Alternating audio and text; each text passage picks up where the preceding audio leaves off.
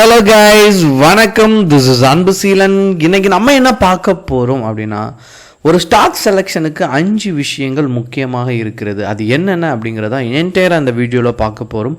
பிகினராக இருக்கிறீங்க அப்படின்னா இந்த வீடியோ ஸ்கிப் பண்ணாமல் முழுமையாக பாருங்கள்.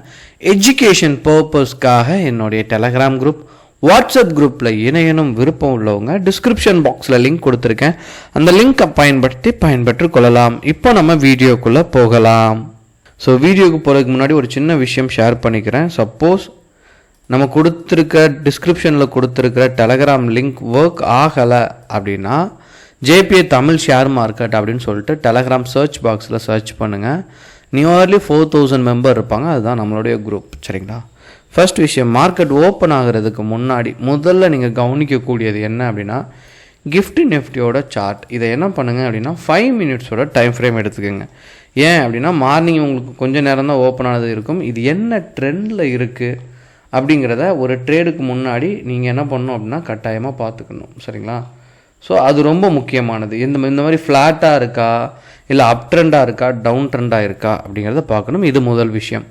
இரண்டாவது விஷயம் என்ன அப்படின்னா, உங்களுடைய ட்ரேடில் ஒன்று நெஃப்டி 50ல் ட்ரேட் பண்ணுங்கள், இல்லை அப்படின்னா நெக்ஸ்ட் 50ல் ட்ரேட் பண்ணுங்கள். எதுக்காக அப்படின்னா, இது ரெண்டையும் ப்ரிஃபர் பண்ணி சொல்கிறேன் அப்படின்னா, நீங்கள் ஒரு ஸ்டாக்கை வாங்கிடலாம், ஆனால் விற்கும்போது வாங்குறதுக்கு நபர் இருக்கணும். சரிங்களா? இந்த மாதிரியான பிரச்சனைகள் நீங்கள் ஃபேஸ் பண்ணுவீங்க. நீங்கள் மார்னிங்கே இந்த மாதிரி நல்ல ஃபேமஸான ஸ்டாக்கில் ஒரு 1000 குவான்டிட்டி நீங்கள் போட்டால் கூட சில சமயத்தில் உங்களுக்கு 1000 குவான்டிட்டியுமே கிடைக்காது. சரிங்களா? மார்னிங் மார்க்கெட் ஓப்பன் ஆனோன்னு யூஸ் பண்ணி பாருங்கள்.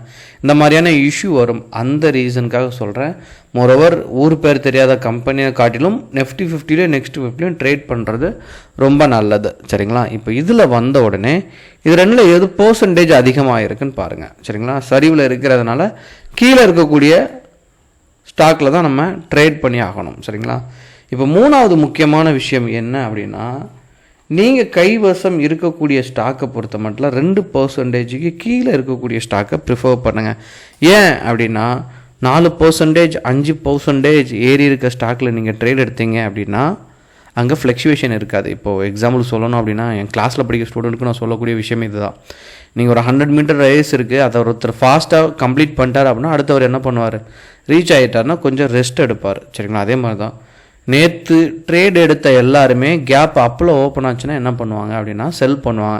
செல் ஆகும்போது அந்த மார்க்கெட் ஃப்ளக்சுவேஷனில் லிக்விடிட்டி கொஞ்சம் கம்மியாக இருக்கும். அந்த ரீசனுக்காக இந்த மாதிரி பர்சன்டேஜ் அதிகமாக இருக்கிறதுல போக வேண்டாம். சரிங்களா?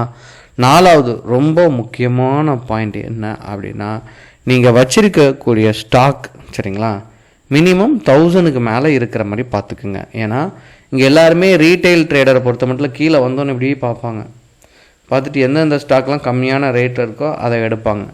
அதாவது இந்த 300 ரூபா ஸ்டாக் இருக்குது, இதனுடைய பெர்ஃபார்மன்ஸ் 1% ஏறி இறங்குது அப்படின்னா 3 ரூபா அந்த ரேஞ்சில் தான், உங்களுக்கு 4 ரூபா அந்த ரேஞ்சில் தான் என்ன வரும், உங்களுக்கு 1% கன்சிடர் பண்ணும்போது ஏற்றம் இறக்கம் இருக்கும். சரிங்களா? இது 5000 ரூபா ஸ்டாக் அப்படின்னா 1% ஏறுது அப்படின்னா உங்களுக்கு 50 ரூபா அந்த வேரியேஷன் இருக்கும். சரிங்களா?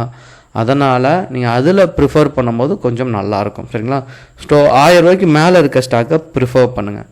அப்படி நீங்கள் ஸ்டாக் செலக்ட் பண்ண உடனே அந்த ஸ்டாக்குக்கு இண்டிகேட்டரோட சப்போர்ட் எப்படி இருக்குன்னு பார்க்கணும். நேராக வந்துடுங்க.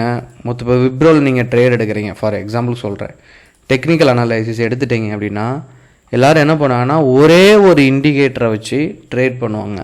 ஸோ அது பிகினர் லெவலில் உள்ள வரைச்ச ஃபைன்.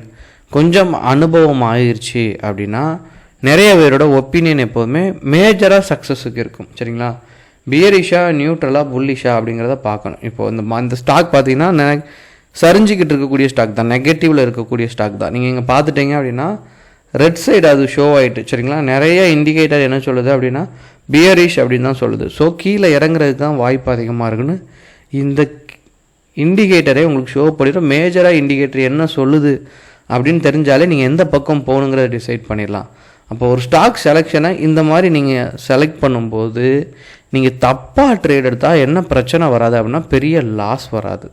அதனால தான் ஒரு ஸ்டாக் செலெக்ஷன் சரியாக பண்ணிட்டீங்கன்னா அது ஸ்ட்ராட்டஜிக்கு ஈக்குவலானது.